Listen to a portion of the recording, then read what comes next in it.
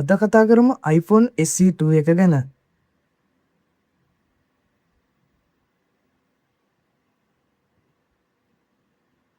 ඉතින් මේ iPhone එක ගොඩ දෙනෙක්ගේ ඉල්ලුමක් තියෙන iPhone එකක් වෙලා තියෙනවා. මොකද මේක ගන්න යන ගානට වටින හොඳ performance එකක් අපිට බලා ගන්න පුළුවන් නිසා.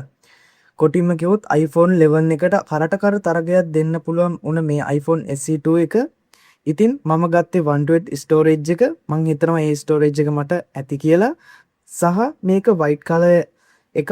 මොකද මම white color වලට ගොඩක් ආස කරන කෙනෙක්. ඉතින් white color එකකින් තමයි මම මේ iPhone SE2 එක ගත්තේ. මේ ෆෝන් එකේ chipset එක අපිට iPhone 11 එකේ තියෙන chipset එකම බලා ගන්න පුළුවන්. ඒ කියන්නේ Bionic A13 chipset එකම මේ iPhone SE2 එකටත් ඇවිල්ලා තියෙනවා.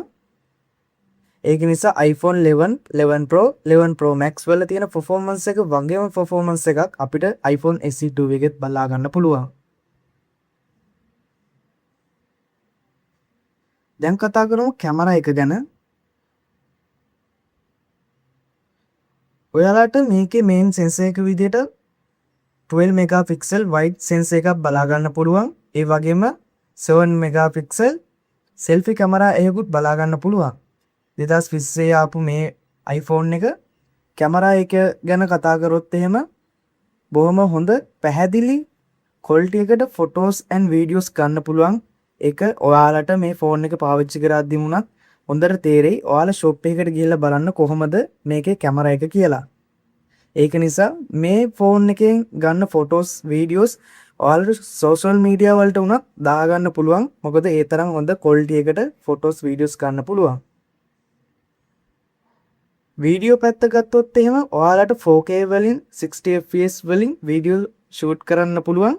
ඒ වගේම HD දාලා 30 fps වලින් selfie videos ගන්න පුළුවන්. මේ ෆෝන් එකේ බැටරි එක ගැන කතා කරොත් එහෙම පොඩි බැටරි එකක් තියෙන්නේ.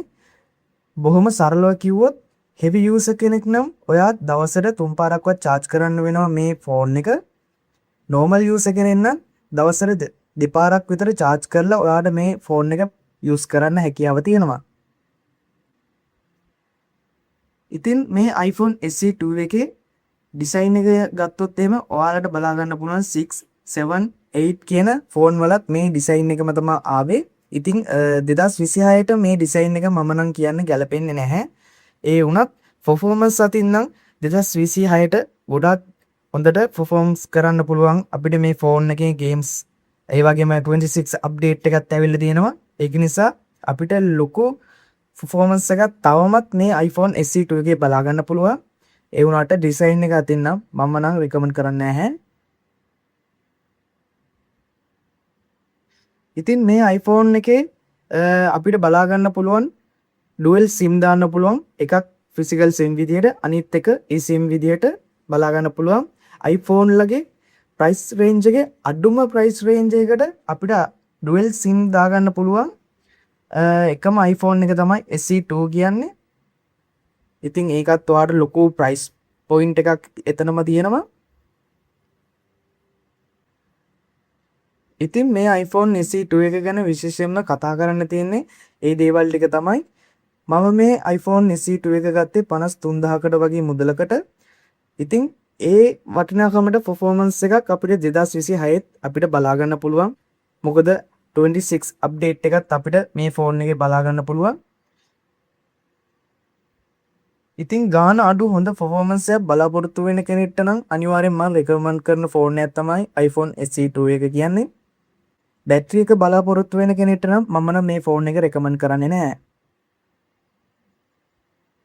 ඉතින් අද වීඩියෝ එක මම මෙතනින් නවත්තනවා. ඔයාලගේ අදහසත් මේ iPhone SE2 එක ගැන මොන හරි තියෙනවා නම් අනිවාර්යෙන් පහලින් කමෙන්ට් කරගෙන යන්න. ඒක අනිත් අයටත් වටී.